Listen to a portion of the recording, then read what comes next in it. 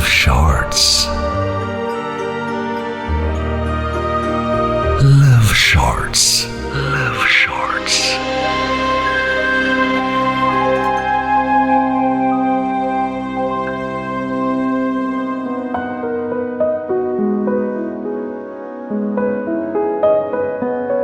আজকের লাভ শর্টসে সৌমিকের লেখা গল্প শেষ কলার টিউন।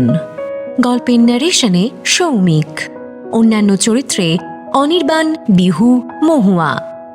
শুরু হচ্ছে লাভ শর্টস শেষ কলার টিউন।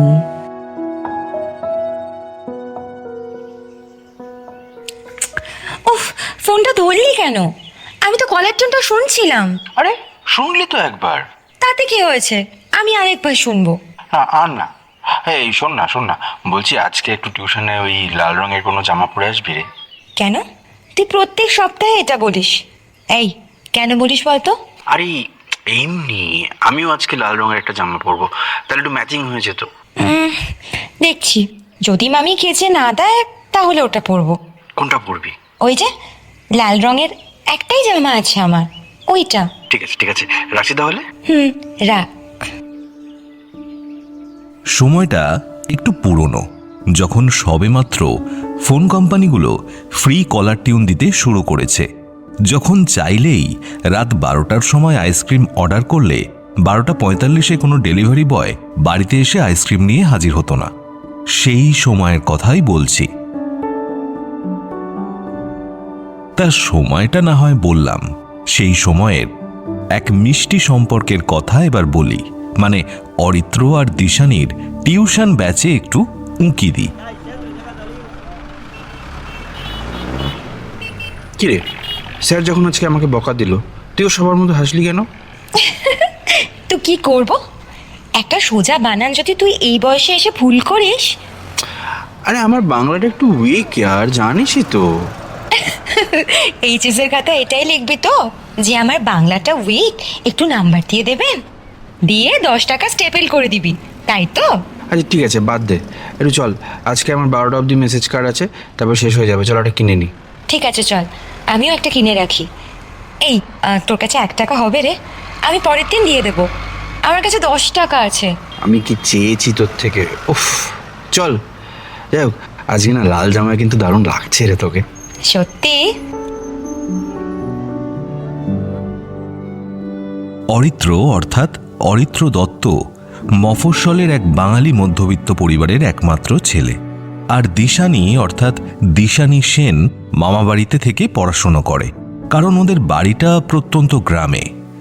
ভালো স্কুল নেই, টিউশন নেই, তার উপর দিশানির বাবার আর্থিক অবস্থা খুব একটা ভালো নয়। তাইও মামাবাড়িতে থেকে নিজের পায়ে একটু দাঁড়ানোর চেষ্টা করছে, যা হয় আর কি। দুজনে একই বাংলা স্যারের কাছে পড়ে। তাছাড়া ওদের স্ট্রিম আলাদা। অরিত্রর প্রিয় সাবজেক্ট অঙ্ক আর ফিজিক্স, দিশানির ইতিহাস। ওদের প্রেমটা সেই ক্লাস 9 থেকে। দেখতে দেখতে প্রায় 4 বছর হতে চলল। যাই হোক, এইভাবে ওদের এইচএসের সময়ও চলে এলো। পরীক্ষার মাসখানেক আগে এক রাতে দিশানির ফোন অরিত্রকে। এই কি পড়ছিস রে? সেরকম কিছু না রে, একটু ওই ডিফারেন্সিয়েশন গুলো প্র্যাকটিস করছিলাম। বল তুই? ও, আমিও একটু প্রিভিয়াস ইয়ারগুলো দেখছিলাম। শোন না, কি? মা বাবার জন্য খুব মন খারাপ করছে রে। কত মাস হয়ে গেল বাড়ি যাই না। মন খারাপ করিস না, এই তো আর 1 মাস পরে চলে যাবি রে। জানিস, সেদিন মা বলছিল বাবা নাকি আমার জন্য ছেলে দেখা শুরু করেছে। তুই কিছু বললি না? কি বলবো বল, সামনে এইচএস, এখন তোর কথা কি করে বাড়িতে বলবো? আমি জানি না, দূর, ভালো লাগছে না। ঠিক আছে, তুই রাখ ফোনটা। তার মানে আমাকে ছেড়ে চলে যাবি, তাই তো? রাখছি আমি। আসলে বললাম না, সময়টা অনেকটা আগে। দিশানির বাবার চিন্তা শুধু মেয়েকে একটা ভালো ছেলের সঙ্গে বিয়ে দিতে পারলে তাদের একটু সুরাহা হয়। এদিকে দিশানির ইচ্ছা ইতিহাসের স্কুল টিচার হওয়ার। যাই হোক, দেখতে দেখতে ওদের এইচএস হয়ে গেল। দিশানিও ওর বাড়িতে গেল। অরিত্র তখন ব্যস্ত কোন ইঞ্জিনিয়ারিং কলেজে ভালো প্লেসমেন্ট হয়েছে এসব দেখতে। সারাদিন ধরে এই দেখে যাচ্ছে। দিশানি মাঝে মাঝে 1-2 দিন অন্তর ফোন করে, কথা হয় ওই মিনিট 5। ওই আমাকে তো ভুলেই গেছিস অরিত্র। কি করছিস? তেমন কিছু না। এই জানিস, জয়েন্টের র্যাঙ্কটা মনে হচ্ছে ভালোই হবে, বুঝলি? ভেলোরে একটা দারুণ কলেজ আছে, আমি দেখলাম গতবারে ওদের প্লেসমেন্ট প্রায় 94%। তুই আমাকে ছেড়ে এত দূরে চলে যাবি? এভাবে বলছিস কেন? তাড়াতাড়ি চাকরি পেয়ে গেলে তোমরা একসঙ্গে থাকতে পারবো, তোর বাড়িতে বলতেও সুবিধা হবে। ছাড় সে পরের কথা। তুই ওখানে গেলে যদি আমাকে ভুলে যাস। যাই হোক, আমি একটু চিনি কিনতে এসেছিলাম, তাই তোকে ফোন করেছিলাম। এখন বাড়ির কাছাকাছি চলে এসেছি, রাখছি, বুঝলি? তোকে এত ভালোবাসার পরও এরকম ভাবে বলছিস যে আমি তোকে ভুলে যাবো? ফোনটা কেটে যাওয়ার পর অরিত্র বেশ কিছুক্ষণ মোবাইলের স্ক্রিনের দিকেই তাকিয়েছিল। দিশানির শেষ কথাটা, তুই ওখানে গেলে যদি আমাকে ভুলে যাস, কানে বারবার বাজছিল। তখনও ও জানত না ভবিষ্যৎ কখনো কখনো সবচেয়ে বড় ব্যঙ্গ লিখে রাখে। কয়েক সপ্তাহ পরে ফল বেরোলো। অরিত্র ভালো র্যাঙ্ক করে ভেলোরের একটি নামী ইঞ্জিনিয়ারিং কলেজে ভর্তি হলো, আর দিশানি বাড়ির কাছের কলেজে ইতিহাস অনার্সে ভর্তি হলো। যাওয়ার আগের দিন দুজনের শেষ দেখা হয় টিউশনের সেই পুরনো রাস্তার মোড়ে।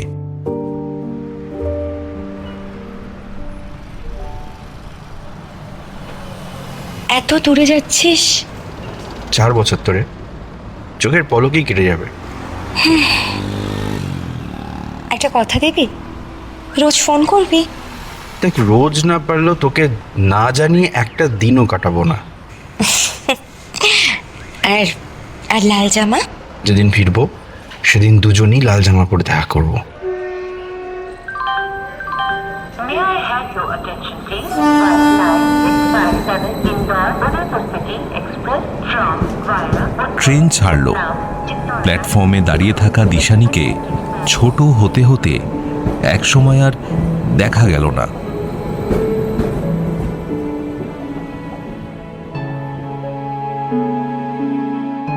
প্রথম কয়েক মাস সব ঠিকই ছিল। রাত জেগে ফোন, পরীক্ষার টেনশন, নতুন বন্ধুদের গল্প সবই ভাগ করে নিত দুজনে। দূরত্ব ছিল, কিন্তু সম্পর্কটা তখনও কাছেই ছিল। কিন্তু ধীরে ধীরে ইঞ্জিনিয়ারিং কলেজের জীবন অরিত্রকে বদলে দিতে লাগল। ক্লাস, ল্যাব, প্রজেক্ট, হ্যাকাথন, নতুন শহর, দিনগুলো দৌড়ে চলছিল।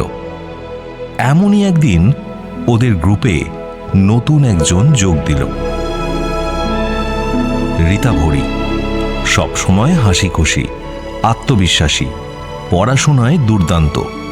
প্রজেক্ট করতে করতেই দুজনের বন্ধুত্ব গভীর হতে লাগলো।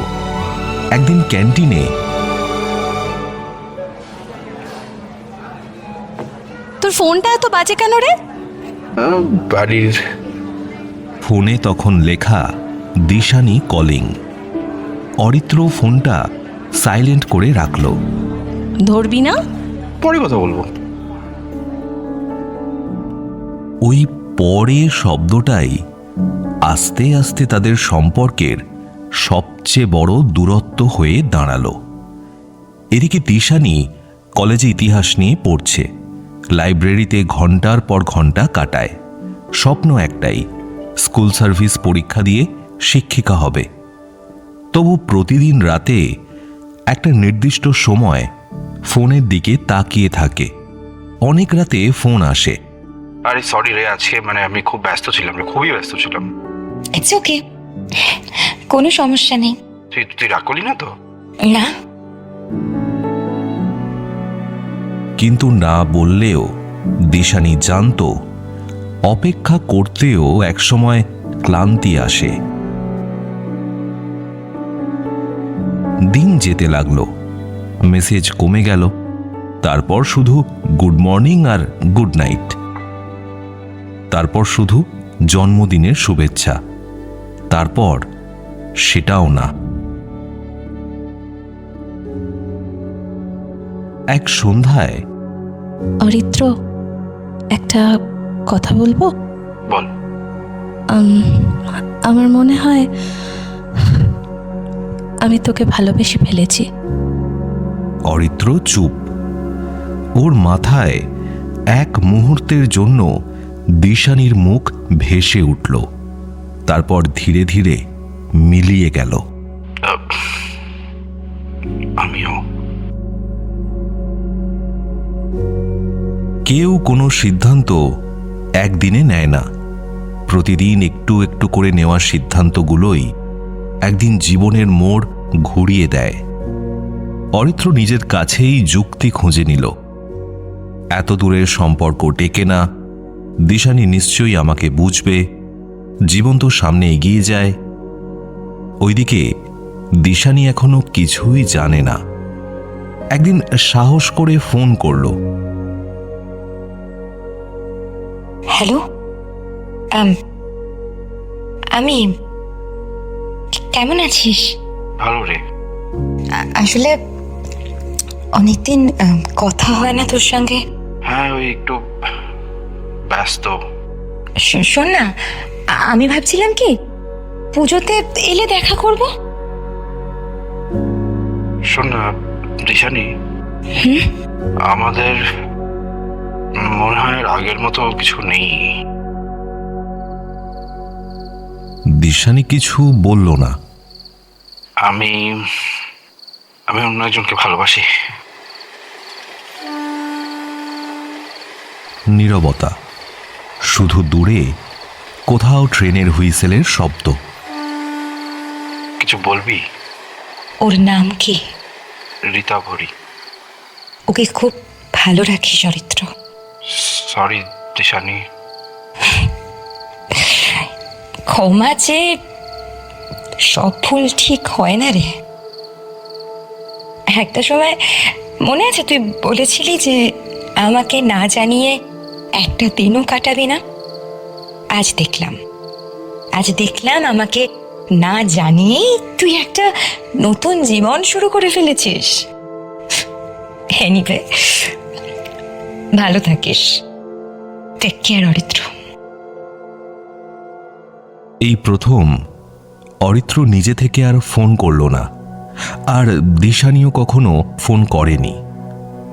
বছর দুয়েক পর একদিন আলমারি গোছাতে গিয়ে অরিত্রর হাতে পড়ল সেই ছোট্ট ডায়েরি, যেটা যাওয়ার দিন দিশানি দিয়েছিল। ডায়েরির প্রথম পাতায় লেখা ছিল, যেদিন আমার কথা খুব মনে পড়বে সেদিন লিখিস, যদি কোনোদিন লিখতেই না হয় তাহলে বুঝবো তুই খুব ভালো আছিস। পাতাগুলো একেবারে সাদা, একটাও শব্দ লেখা নেই।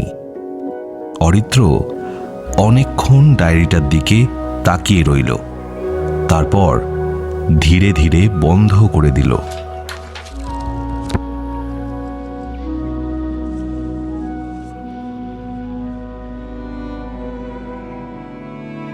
সব প্রেমের শেষ মৃত্যু দিয়ে হয় না।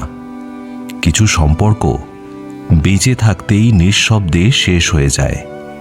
কখনো একটা না ধরা ফোনে, কখনো একটা উত্তর না দেওয়া মেসেজে, আবার কখনো নতুন শহরের আলোয় পুরনো একটা লাল জামার রং ধীরে ধীরে ফিকে হয়ে যায়।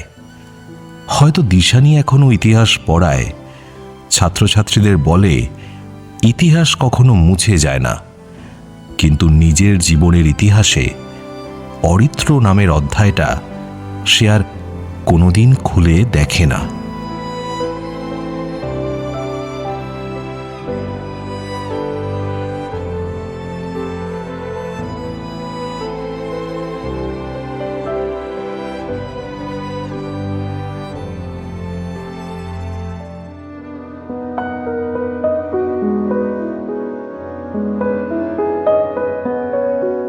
লাভ শর্টসে আজ শুনলে সৌমিকের লেখা গল্প শেষ কলার টিউন।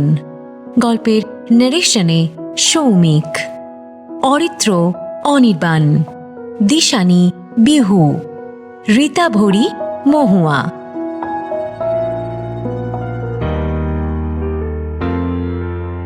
Love Shorts.